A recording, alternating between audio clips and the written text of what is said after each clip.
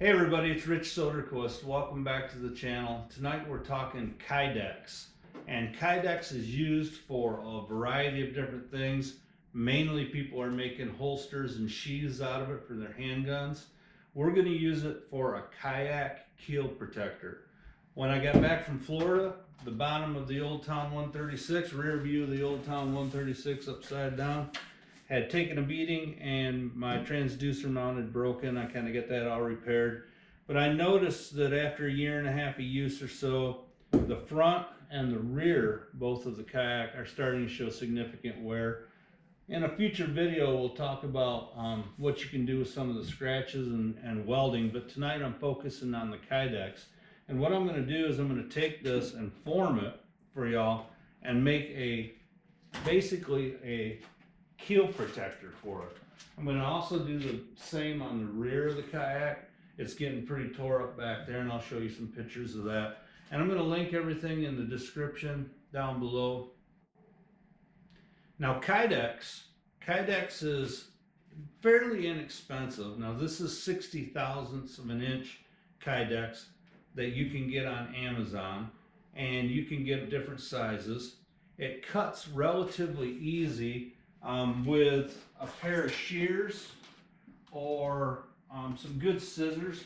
Now what I'm using to cut it with is the Malco shears. Now these shears are made for cutting vinyl siding, and you can tell make short work of it real quick. So we're going to be using those. We're also taking into consideration this Kydex sheet on forming that comes with it.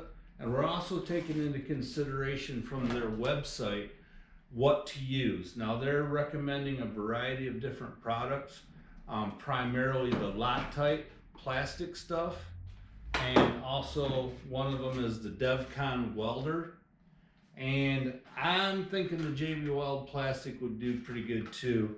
But the two that they are recommending on their website are these two, the plastic welder and the plastic bonder by Loctite. They recommended a few other things, and there's some people out there that are recommending some of the 3M products. Now for me, the 3M products, they got pretty pricey. My cart ended up being up around 170 bucks as compared to this is 6 of them were like $14. So I opted to go a little bit less expensive with the DevCon, and I'll link all this below in the description. All right, so Kydex recommends a couple different things. They recommend how to form it. Now a sheet comes with it, and it talks about heating it up and how it's a relatively simple process, and that's true. You basically want to wear some good gloves. So you want to be either wearing welder's gloves or just some regular gloves from the garage, and then you want to have a good heat gun. Now I've got a couple good heat guns I'll show you in a moment, but basically that's forming. Now the bonding, there's also on their website, and I'll link it in the description below, a technical bulletin that talks about how to use the different type of plastic weld. But for tonight's demonstration, we're going with the DevCon. So let me know in the description below what you weld your Kydex with. I'd be really interested to hear that. And while we're at it, do me a favor and subscribe if you like what you're seeing on the channel. Don't forget to ring that bell for notifications so you get notified every time I upload a new video. And thank you for watching. I really appreciate it. Let's get into it. So this up here is where we're going to be focusing all of our efforts. And basically we're going to take the Kydex and we're going to cut it to the size and shape that I want using the snippers. And then we're going to form it using the heat gun. And I'll show you those heat guns once we get started. Let's get into it. So the first thing we're going to do is we're going to cut this to fit the shape that I want it to be in. So what we're going to do is we're going to cut it in kind of I'll think about a hand-piece protector, what that looks like. You know, it kind of looks like a rounded end on it. That's what we're going to do. And all we're going to do is just cut it to the shape we want it to be in. Now for me, I'm just going to round it like that. Maybe trim it to fit this almost identical. Don't have to get too technical, too bent out of shape on it. You can make it however you want the shape.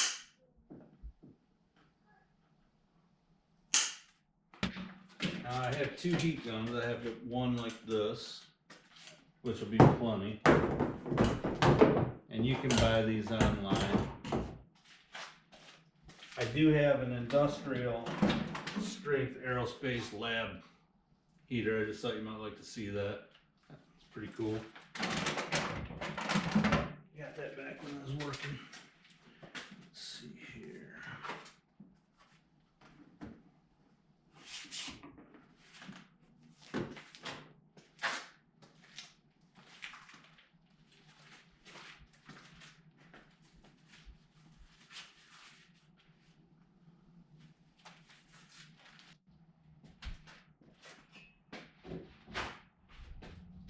First thing I'm going to do is clean it up a little bit, just to take some of the dirt off of it.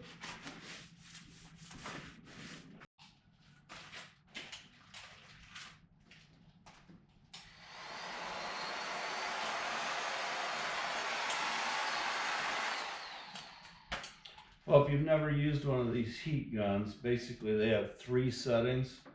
One is high heat, the middle one is usually cool down, and that's usually off, and you can adjust them here to close it off and make it a little bit hotter, but this is plenty hot enough on high.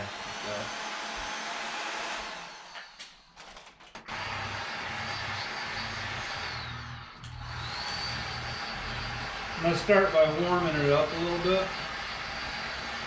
This stuff will get hot and flexible real quick, so you want to be a little careful, but I want to get it warmed up.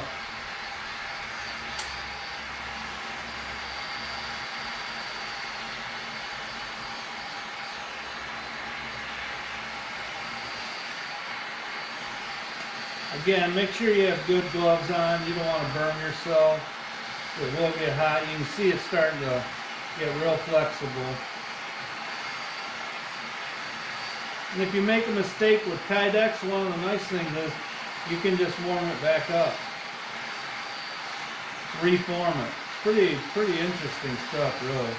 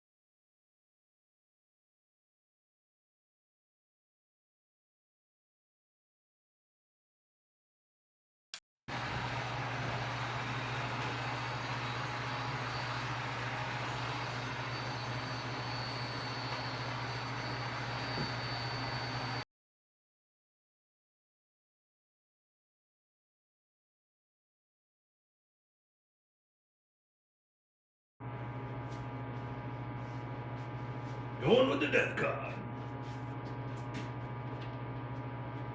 One of the things I use in my taxidermy studio is I use this clean sheets.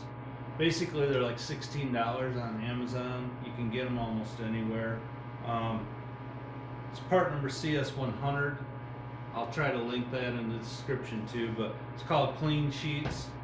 And basically, you know people who do car work, auto body work, they're familiar with it, but it makes for a good platform to mix on. So we're going to mix up a pretty good little amount of this.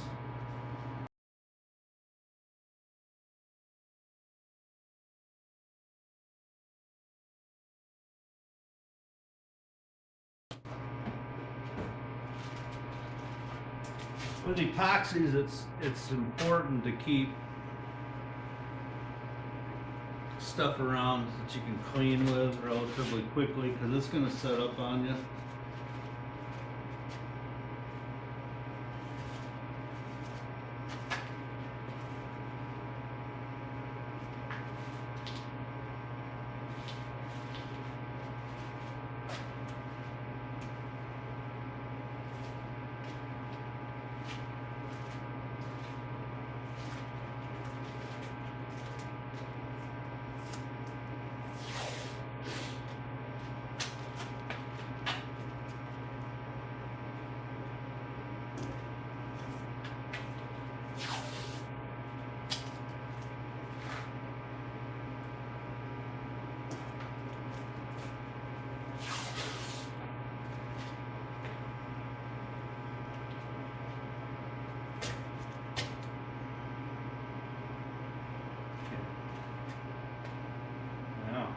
just let that set up. We'll let that set up for 24 hours and we'll see how she holds up. Let you know if we just invented a brand new kayak hambies.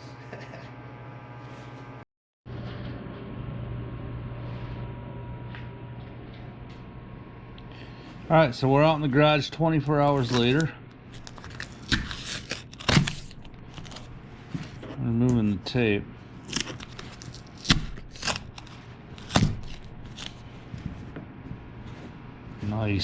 Nice and solid. Good weld. Now, before I get all sorts of negative comments, I am planning on this being temporary. Now, it's bonded really well. Okay, but the idea for me is to sacrifice this piece of Kydex instead of sacrificing the bottom of the autopilot. So don't think that this has been tested, because it has not. This is just an idea that I came up with by watching some videos online, and I'm gonna go ahead and give it a shot. But the way I figure it is, if this pops off, you know, so much the better than destroying the front end of the kayak.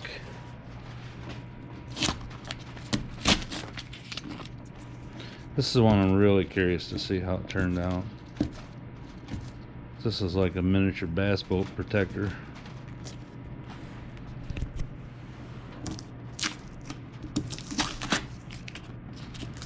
And if this really helps, it'd be something that I would do with more expensive kayaks.